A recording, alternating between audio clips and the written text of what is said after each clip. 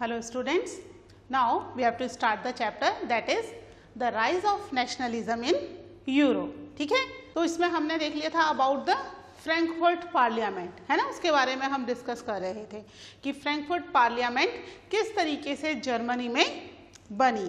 ठीक है, तो आज हम उसके पॉइंट्स लिख लेंगे. ठीक है, क्या था? Frankfurt parliament. ठीक है, कहाँ बनी थी Frankfurt parliament? It was in the Germany, है ना, क्योंकि जर्मनी में जो लिबरल नेशनलिस्ट थे वो चाहते थे कंट्री को एक प्रॉपर कॉन्स्टिट्यूशन मिले, फ्रीडम ऑफ प्रेस मिले, फ्रीडम ऑफ एसोसिएशन मिले. ठीक है, इन डिमांड्स की फुलफिल करने के लिए यहाँ पर इन्होंने 18 मई, किस दिन? ऑन 18 मई 1848. ठीक है, 18 मई 1848 को लगभग 831 इलेक्टेड रिप्रेजेंटेटिव, 831 इलेक्टेड रिप्रेजेंटेटिव्स, ठीक है, इन्होंने अपनी एक फ्रैंकफर्ट पार्लियामेंट बनाई और अपनी प्लेसेस को ओन करने के लिए जहां पर इन्होंने एक मीटिंग गैदर की, that was the place of church. ठीक है, सेंट पॉल चर्च में. तो यहां पर ये रिप्रेजेंटेटिव दे मार्च्ड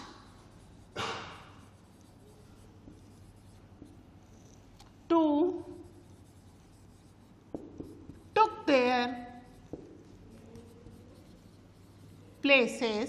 ठीक है, अपनी अपनी जगह लेने के लिए कि भाई कौन किस जगह पर है, अपनी अपनी जगह लेने के लिए उन्होंने मार्च किया. To took their places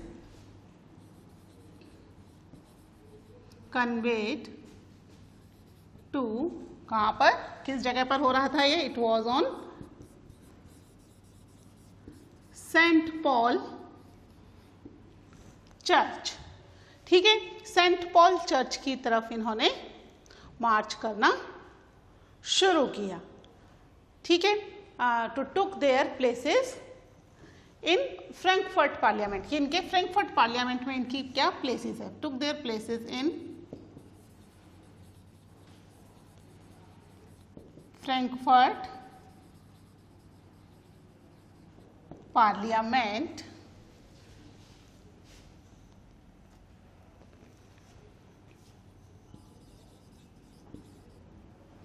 conveyed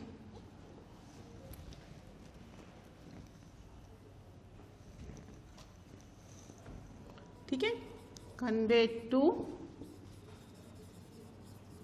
church of Saint Paul. ठीक है, सेंट पॉल चर्च की तरफ चले. ठीक है, यहाँ पर मैंने आपको एक पिक्चर भी बताई थी. ठीक है, जो कि पेज नंबर 18 पर है, जिसमें नीचे पूरा ये दे रखा है कि किस तरीके से वो लोग बैठे हुए हैं और ऊपर की तरफ 2 बालकनी भी हैं, है ना, जहाँ पर एक तरफ वुमेन है और दूसरी साइड अदर पीपल. ठीक है, तो यहाँ पर इन्होंने अपनी अपनी प्लेसेस ली. किस लिए? They wanted to set the future of Germany. ठीक है, उसके लिए उन्हें क्या करना था? They wanted to drafted a Constitution for German nation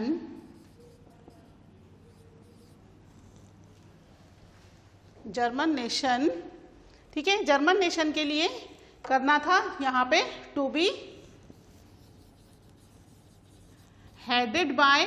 ठीक है, अभी कॉन्स्टिट्यूशन बन रहा है लेकिन कौन इसको हेडेड करेगा? Headed by monarch.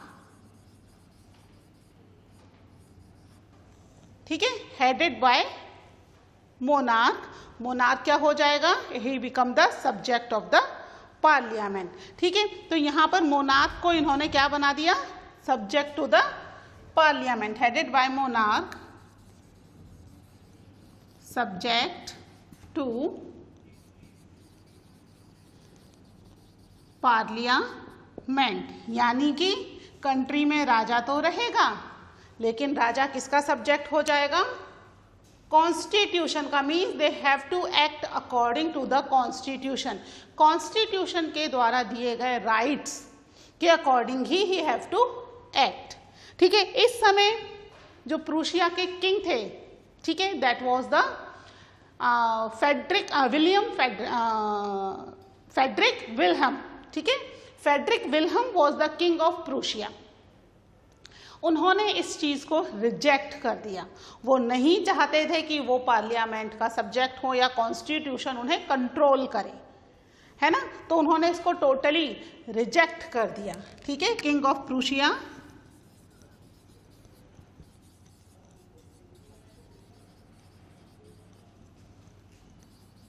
Rejected it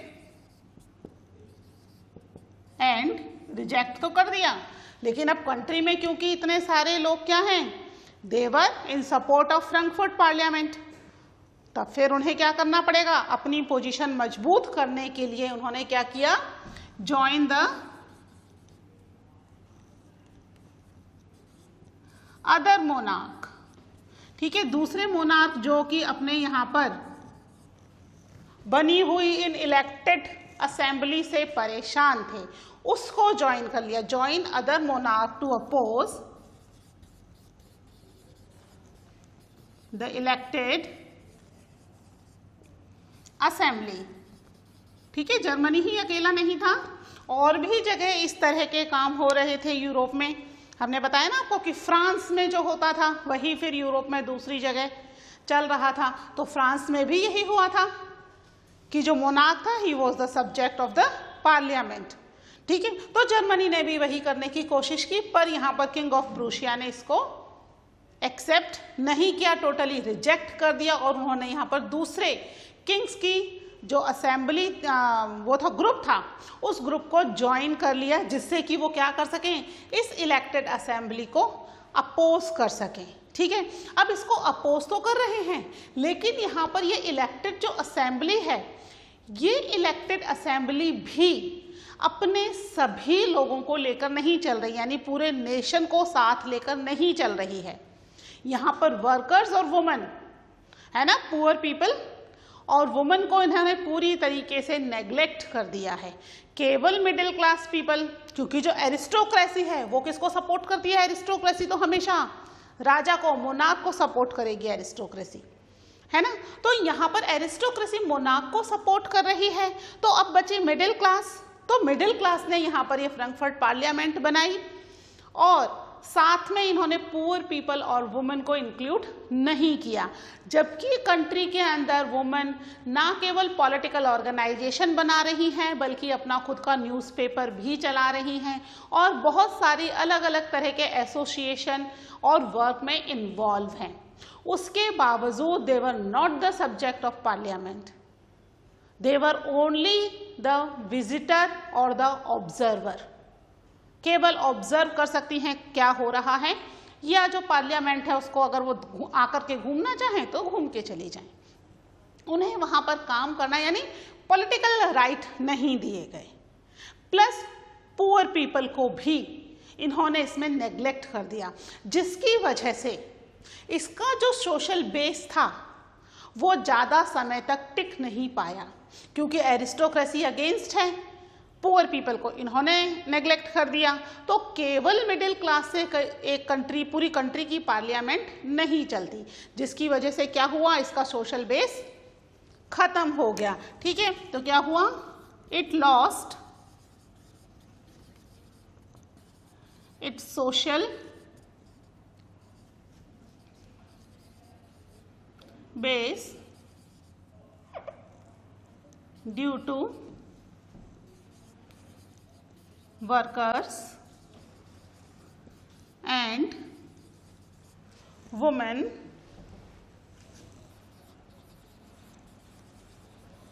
were neglected by this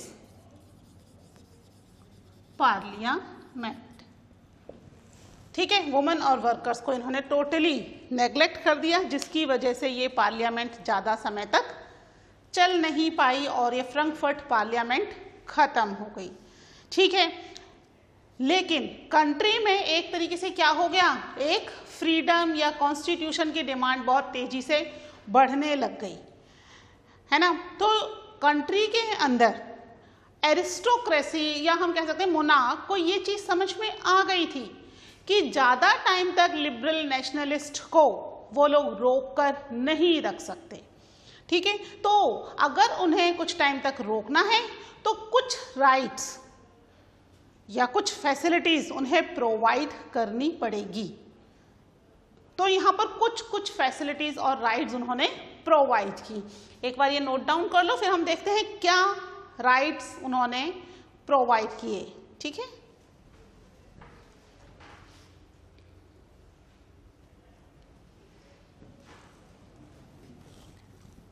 ठीक है। तो लिबरल नेशनलिस्ट के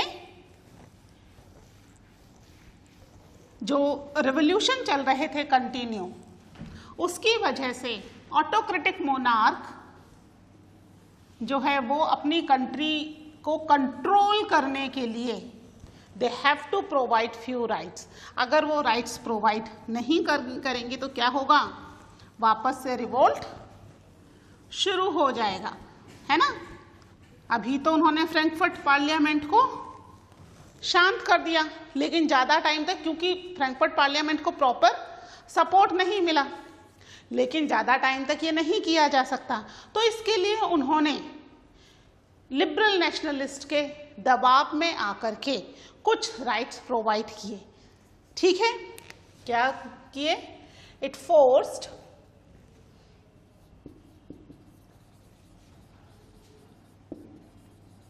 the autocratic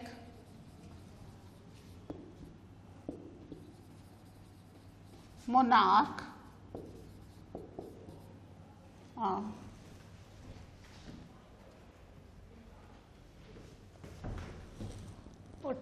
autocratic monarch to introduce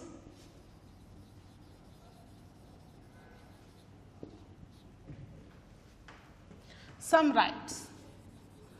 ठीक है, सम राइट्स, कौन से राइट्स थे ये, like serfdom and bonded labour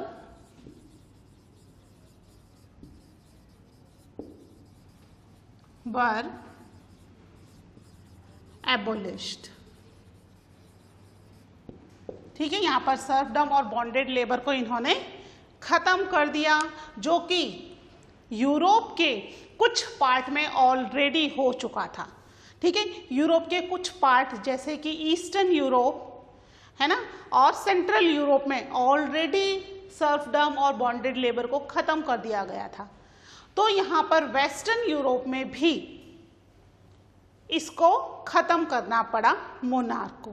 ठीक है, इसके अलावा यहाँ पर हब्सबर्ग जो एम्पायर था उनके अंडर में हंगेरियंस, ठीक है, हंगेरियंस थे। तो हंगेरियंस वर ग्रांटेड मोर ऑटोनॉमी। ठीक है, उनको और भी ज्यादा ऑटोनॉमी या और भी ज्यादा फैसिलिटीज दे दी गई। किस ईयर में, इन 1867 में। ठीक है, तो यहाँ पर कुछ कुछ चेंजेस तो हो रहे हैं, लेकिन अभी भी कंट्री क्या है, कंट्री यूनिफाइड नहीं है। यूनिफाइड का मतलब समझते हो ना, कंट्री अभी भी अलग अलग स्टेट्स में अलग अलग राजाओं के अंडर में है। तो फिर अब यहाँ पर एक यूनिफिकेशन प्रोग्राम चलेगा। ठीक है, इसको नोट डाउन कर लो, ये हमारा फ्रैंकफर्ट पार्लियामेंट कंप्लीट हो गया है। ठीक है, अब हम शुरू करेंगे the making of German and Italy. ठीक है, उनका यूनिफिकेशन पढ़ते हैं। ठीक है, नोट डाउन इट।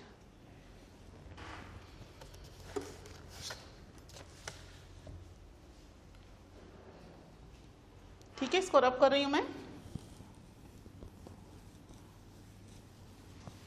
ठीक है, तो अब इसके बाद जर्मनी में एक तरीके से नेशनलिज्म शुरू हो चुका है, लेकिन प्रॉपरली कंट्री यूनिफाइड नहीं हुई है। फ्रैंकफर्ट पार्लियामेंट ने एक बहुत ही इम्पोर्टेंट रोल तो प्ले किया, लेकिन क्योंकि उसने सभी मेंबर्स को अपने साथ इंक्लूड नहीं किया था, इस वजह से कंट्री प्रॉपरली यूनिफाइड नहीं हुई और फ्रैंकफर्ट पार्लियामेंट जो थी वो भी क्या हो गई, कुछ ही टाइम में खत्म हो गई। But it played an important role, है ना, एक इम्पॉर्टेंट रोल तो था ही कि एटलीस्ट उसने एक बार तो कंट्री में इलेक्टेड रिप्रेजेंटेटिव बनाए, है ना, और प्रॉपरली एक असेंबली भी हुई, कॉन्स्टिट्यूशन बनाने का काम भी चला। ठीक है, तो इसके बाद अब जर्मनी में यूनिफिकेशन के लिए काम होना शुरू हो गया। ठीक है, तब हम पढ़ेंगे about the making of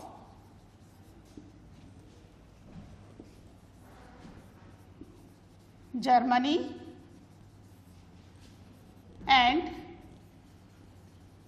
Italy. ठीक है, इन दोनों का यूनिफिकेशन पढ़ेंगे। टॉपिक में दो नाम दे रखे हैं, पर हम इसके साथ ब्रिटेन के बारे में भी पढ़ेंगे, किस तरीके से ब्रिटेन यूनिफाइड हुआ, है ना। तो सबसे पहले हम पढ़ेंगे अबाउट द जर्मनी।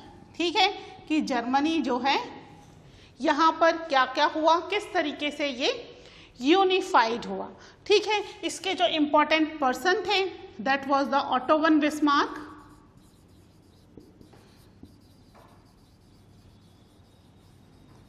ठीक है, he was the chief minister of the Persian king. कौन पर्शियन किंग थे यहाँ के, that was Kesar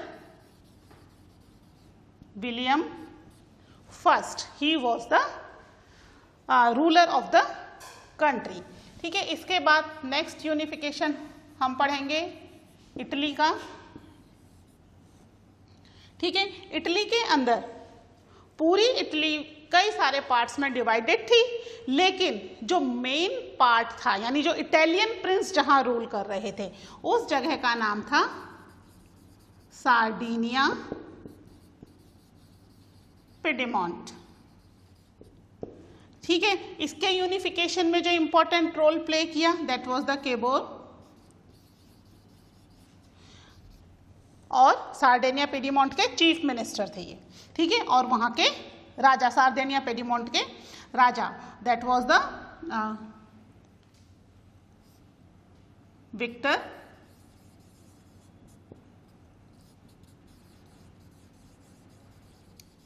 Emmanuel second. ठीक है, इन्होंने रोल प्ले किया। इसके अलावा ये तो क्या थे, he was the king and he was chief minister. इसके अलावा हमने इटली के एक और इम्पॉर्टेंट व्यक्ति के बारे में पढ़ा था। किसके बारे में पढ़ा था हमने, गुज़ेप्पे मैज़ेनी।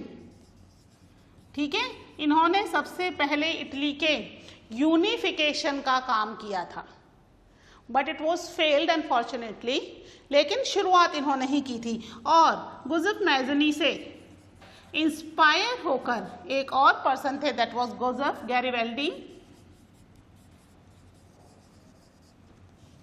ठीक है, इन्होंने भी इटली के यूनिफिकेशन के लिए बहुत ही इंपॉर्टेंट रोल प्ले किया। ठीक है, इसके बाद हम थर्ड जो पढ़ेंगे that is about the Britain. ठीक है, ब्रिटेन के बारे में पढ़ेंगे। ब्रिटेन में हम पढ़ेंगे about the act of union 1707। ठीक है, इसके अलावा हाउ दे यूनिफाइड, या स्कॉटलैंड को उन्होंने किस तरीके से अपने कंट्रोल में किया। और इसके बाद हम पढ़ेंगे अबाउट द आयरलैंड, कि आयरलैंड को कैसे उन्होंने अपने कंट्रोल में किया। ठीक है, जो एक्ट ऑफ यूनियन है, ठीक है, इसके रूल की वजह से कंट्रीज को कंट्रोल किया था। ठीक है, तो ब्रिटेन का केस थोड़ा सा स्ट्रेंज रहेगा, लेकिन जर्मनी और इटली तो purely it was the case of the unification. ठीक है, कि किस तरीके से यूनिफिकेशन किया गया। ठीक है, जर्मनी के बारे में हम ऑलरेडी पढ़ रहे हैं अबाउट द फ्रैंकफर्ट पार्लियामेंट, है ना। Frankfurt parliament played an important role, ये भी हमने देख लिया, जिसकी वजह से क्या है, जर्मनी यूनिफाइड हो रही है। लेकिन जर्मनी को यूनिफाइड करने के लिए सबसे ज़्यादा ज़रूरी क्या है कि वहाँ पर कोई इसके लिए इनिशिएटिव ले। ठीक है, तो इसको आप एक बार नोट डाउन कर लीजिए। ठीक है, और नेक्स्ट लेक्चर में हम पढ़ेंगे यूनिफिकेशन ऑफ द जर्मनी, की जर्मनी किस तरीके से यूनिफाइड हुआ। तब तक के लिए टेक केयर एंड बाय।